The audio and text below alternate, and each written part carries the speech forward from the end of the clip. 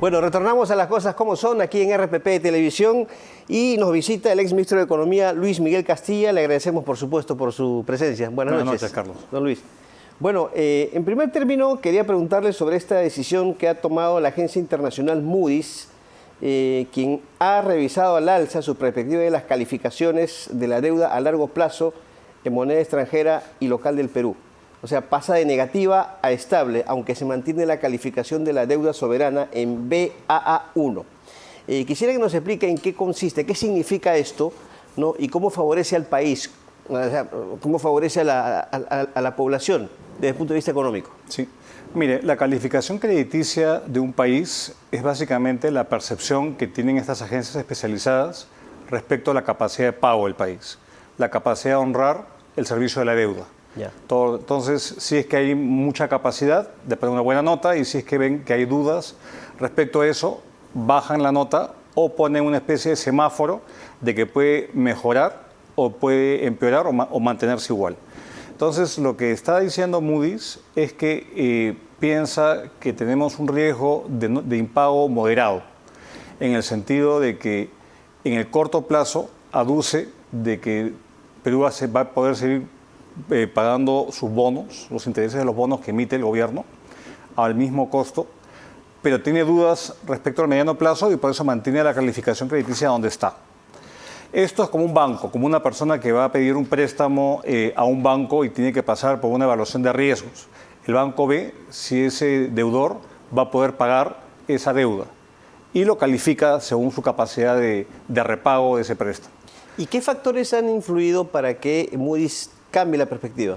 Ellos hablan de dos factores, uno que es real y otro que es medio cuestionable. El real es que si uno mira la deuda del Perú con respecto al PBI, que es una métrica de la solvencia, cuán solventes somos, efectivamente señala que tenemos un nivel de endeudamiento bajo comparado con otros países. Por dar un ejemplo, en el Perú es 32, 33%, en Brasil es el doble, en Colombia es el doble, 70% del PBI de endeudamiento. Entonces, eso es positivo y eso nos da espaldas financieras. Otro aspecto que ellos dicen y mencionan en el informe es que la gobernanza, la estabilidad política del Perú ha mejorado. ¿Por qué? Porque se ha aprobado la bicameralidad y porque ahora hay reelección de autoridades como congresistas. Y ellos interpretan esos dos actos políticos que le va a dar mayor estabilidad al país. ¿Y eso es con eso usted no está de acuerdo? O sea, es una visión, digamos, un tanto capaz ingenua, porque si uno ve la política, le pasa una factura al manejo de las cuentas públicas, y de hecho, algo que ellos no mencionan, y quizá porque su corte de evaluación ha sido antes, es que probablemente este año se incumpla el tope de déficit fiscal. De hecho, la semana pasada el presidente del Banco Central dio las proyecciones oficiales del BCR y muestra que este año, nuevamente por segundo año consecutivo, el MEF va a tener un déficit fiscal más elevado del planteado. Y esto significa que está gastando más de la cuenta y esto obviamente no es una buena señal. Entonces yo creo que hay señales que probablemente la agencia Moody's no ha tomado en cuenta, pero lo importante es decir, oye, mejoremos la nota y mantengámonos en estable y en positivo. Entonces estamos ahí como que, no jalados, pero estamos ahí digamos, en la mirada atenta de las agencias respecto a cómo vayan evolucionando los indicadores. Muy bien. Don Luis, hablemos del tema de la inseguridad ciudadana y lo que le cuesta al Perú, o sea, lo que influye básicamente en la economía del Perú, en el crecimiento económico. Influye mucho y de hecho también el señor Velarde lo comentó en su conferencia de prensa la semana pasada. Mire, yo creo que influye de dos formas muy directas, tres formas muy directas, una cuantificada. Hoy en día la seguridad privada, Carlos, equivale a lo que el Estado gasta en seguridad ciudadana. El presupuesto del 25 que se está discutiendo tiene por la partida de seguridad más o menos 15.000 a 16.000 millones de soles de presupuesto, del interior, la policía, etcétera. Ese mismo monto gastan las empresas privadas en seguridad particular. Entonces estamos hablando que 30.000 millones de soles van a seguridad. Y eso es un piso. porque a eso hay que sumarle el hecho de que hay un impacto no medido, que es como la extorsión le pasa factura a la base de la pirámide, a las bodegas, a los pequeños emprendimientos, a los transportistas que tienen que pagar cupos, según como escuchaba en el programa. Entonces, todo eso es un costo que le quita pues liquidez y es un impuesto. Es como si hoy día hubiera un impuesto adicional que se llama extorsión, que tienen que pagar los emprendedores, los pequeños negocios, y eso es un costo económico no cuantificado, no menor. Y lo tercero es que nadie invierte en un país donde hay dudas respecto a la seguridad y la integridad de las personas. Y eso lo que hace que la inversión, en lugar de crecer a tasas más elevadas, crece a tasas bajas. Entonces, ciertamente, el Perú, de controlar la inseguridad, tendría mejor pronóstico, y lo vemos en un caso muy puntual, que es el caso, por ejemplo, de la minería ilegal.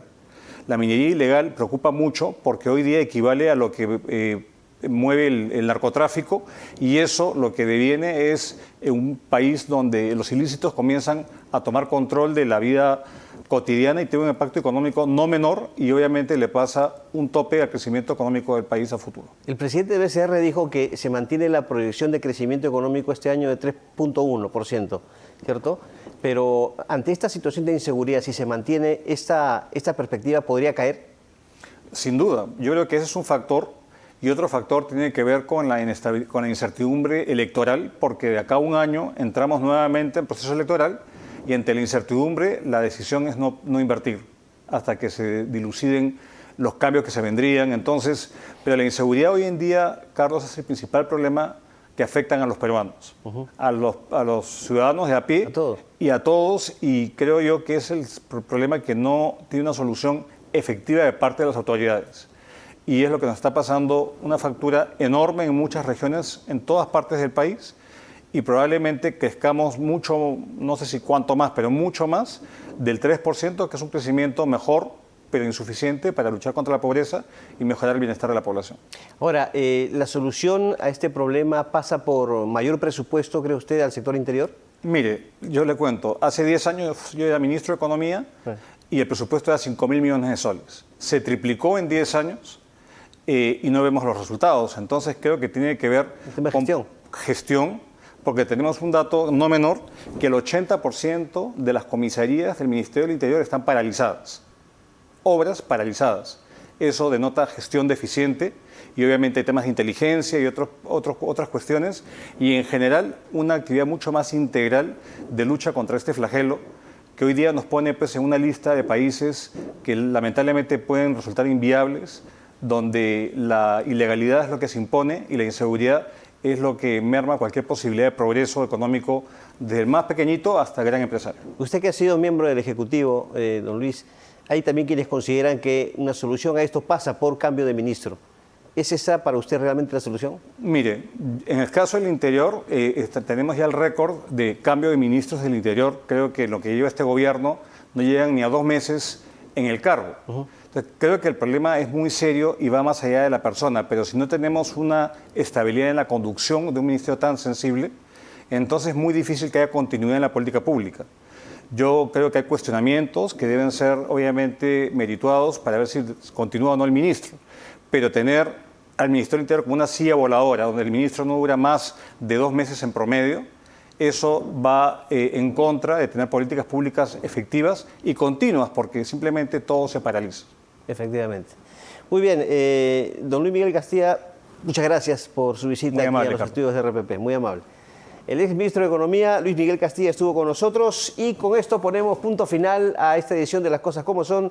Gracias por su compañía, amigos televidentes. Usted quédese con la programación de RPP Televisión.